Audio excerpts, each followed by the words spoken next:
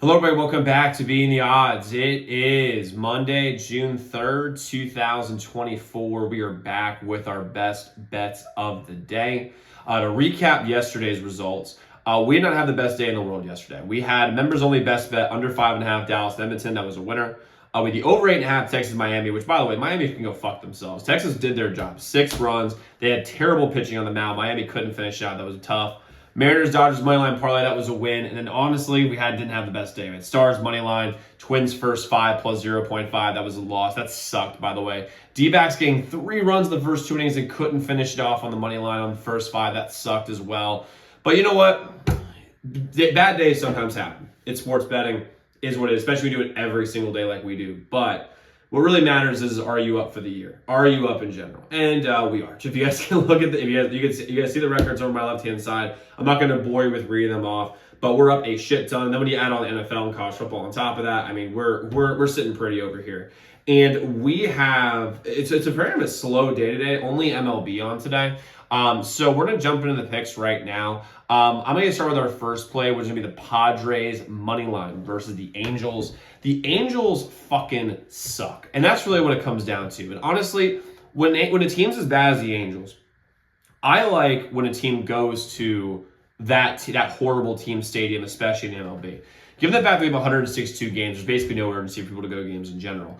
But on top of that, the Angels are so bad that no one's going to show up. And that's going to demoralize this team more and more and more. And by the way, you might be like, well, Zach, they never show up to any games. Yeah, it's worse every time. Now, could they get used to it? Of course. But like, if you're a Major League Baseball player, you expect yourself to play in front of at least like half-filled stadiums, not like 2,500 people there when they can fit 35,000, which is the case for the Angels here today. Now, Waldron for San Diego has been okay this year as a 4.26 ERA, not great. But the Padres and Anderson's been pretty good actually for the Angels. However, the Angels bullpen is a complete tire fire. I'm taking the full game money line here because of how bad the Angels bullpen has been this entire year, and their lineup since Mike Trout has been hurt and Rendon's he's in and out, has been pretty bad to say the least. Padres bullpen is good, and their lineup is absolutely ridiculous with Tatis and Ares and Machado and all these guys. I mean, they are a loaded lineup up and down the beanpole here. Plus, on the empty stadium side of things, when you look at this Padres team, they're more of a team where, like, when you look at this Padres team in particular, like, when they see there's no one there, I mean, that's going to give them such a big boost that they're going to a stadium like that where they demoralize them that much. I love the Padres here to smoke, and I mean smoke the Angels today in an empty stadium against a horrible team. So I'm with the Padres money line here versus the Angels. Next, go to the Orioles money line versus the Jays. First off, pitching matchup, I like Rodriguez more like Gausman. Now, Gausman 2 years ago was a Cy Young candidate or award winner. I'm forgetting if he won the Cy Young or not. It's been a couple of years. But he regressed last year, and he regressed more this year. And the Orioles, and with Rodriguez, he's playing pretty well. Like has the 3-something ERA, like playing well. While the Orioles bullpen though is substantially better than the Jays bullpen, especially in today's MLB. There's not like traditional closers really. There just aren't. And when that's the case, you need to be looking at teams that have strong bullpens to hold leads and keep your teams in it. And Orioles have a very strong bullpen, while the Jays bullpen is one of the worst in the entire league, in a league of bad bullpens. So that's not great. Well, on top of that, the Orioles lineup I like so much better than the Jays lineup, only because we can go down the list. We can go spot for spot and see who's better. Really, what it comes down to though is that the Orioles lineup actually performs.